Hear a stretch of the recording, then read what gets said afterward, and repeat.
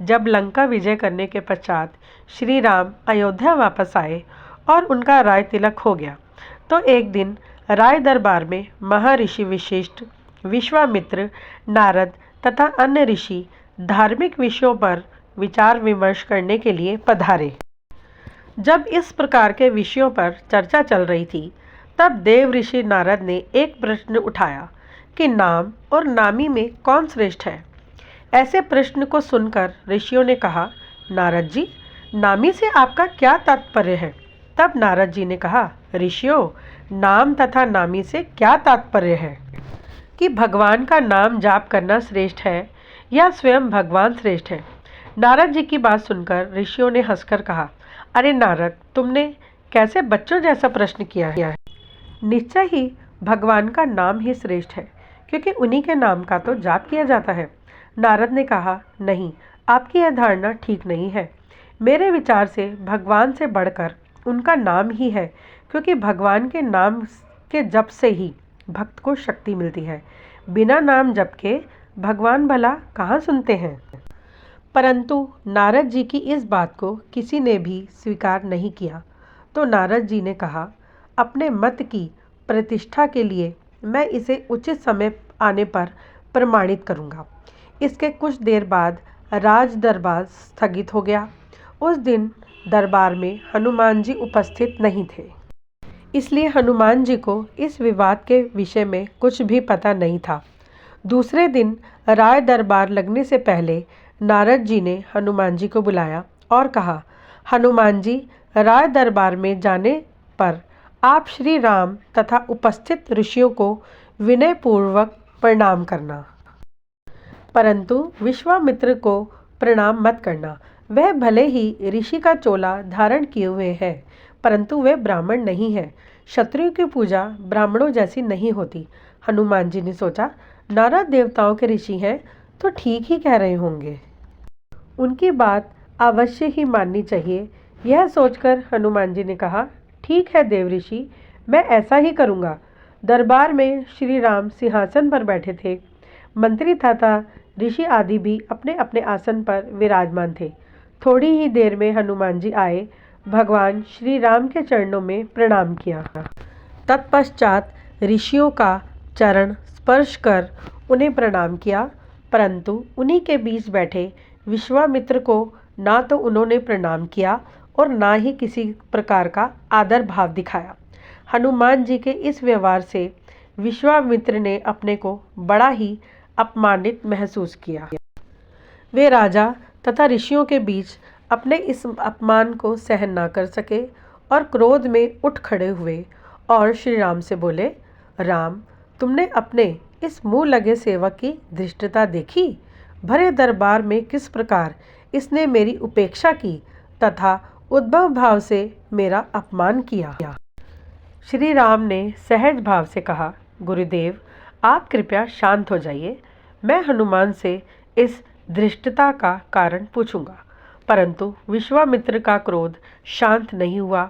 उन्होंने कहा, यह तो आपने प्रत्यक्ष देखा, पूछने की क्या आवश्यकता है।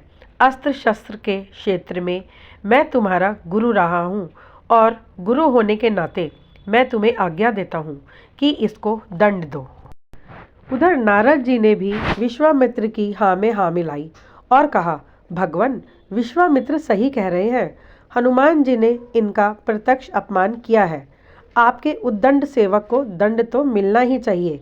नारद जी की बात सुनकर हनुमान जी भी असमंजस में पड़ गए।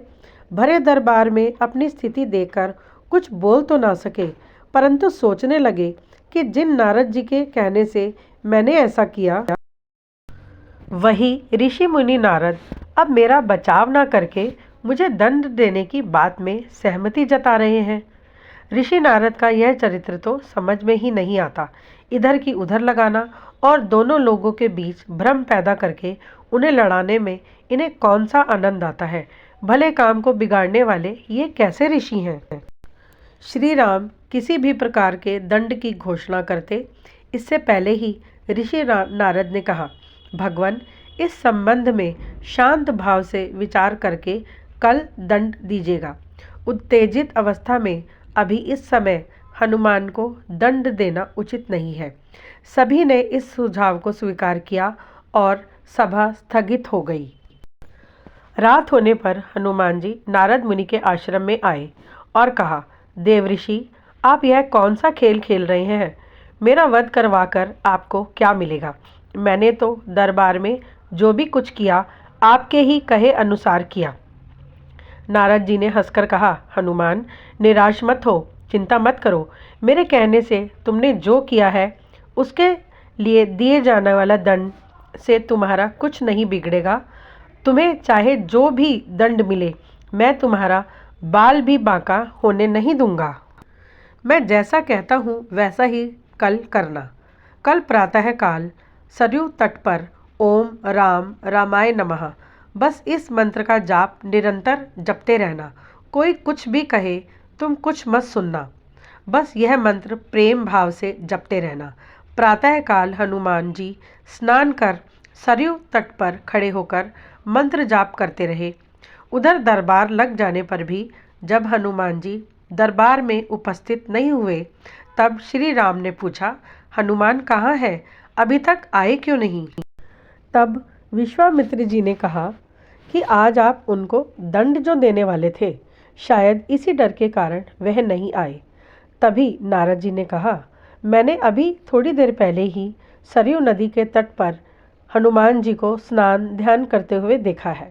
यह सुनकर श्री राम ने कहा, यह तो हनुमान की एक और उद्दंडता है। हम स्वयं तट पर जाकर वहीं हनुमान जी को दंडित करेंगे। श्री राम विश्वामित्र ऋषियों तथा मंत्रियों के साथ सरयू तट पर हनुमान को दंड देने के लिए पधारे।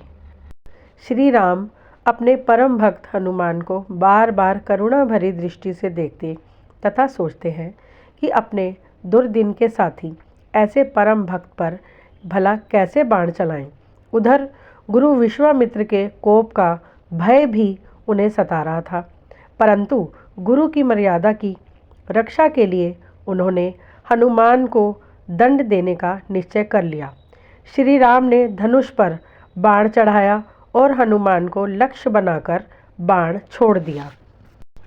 परंतु आश्चर्य, श्री राम ने देखा और बोले, अरे यह क्या?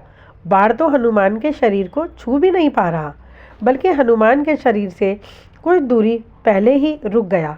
अब श्री राम बाण पर बाण चलाते रहे, परंतु कोई भी बाण हनुमान जी के शरीर को छू भी नहीं पाया। उधर हनुमान जी श्री राम के बाणों के प्रहारों से निश्चिंत नारद जी के बताए राम नाम के मंत्र का जाप करते रहे हैं। मंत्र तो जैसे हनुमान जी का कवच ही बन गया। यह देखकर श्री राम को बड़ा ही आश्चर्य हुआ कि हनुमान जी के अंदर यह कैसी शक्ति आ गई है।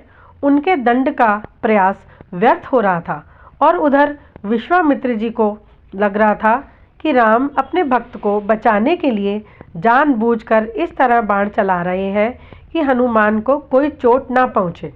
और इधर श्री राम ने अपनी असफलता से विचलित होकर क्रोध में आकर ब्रह्मास्त्र उठा लिया।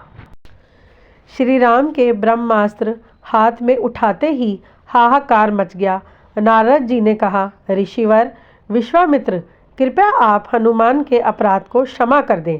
श्री राम के हाथों ब्रह्मास्त्र चल गया तो केवल हनुमान जी ही नहीं मारे जाएंगे, बल्कि सारी दुनिया में महाप्रलय मच जाएगा।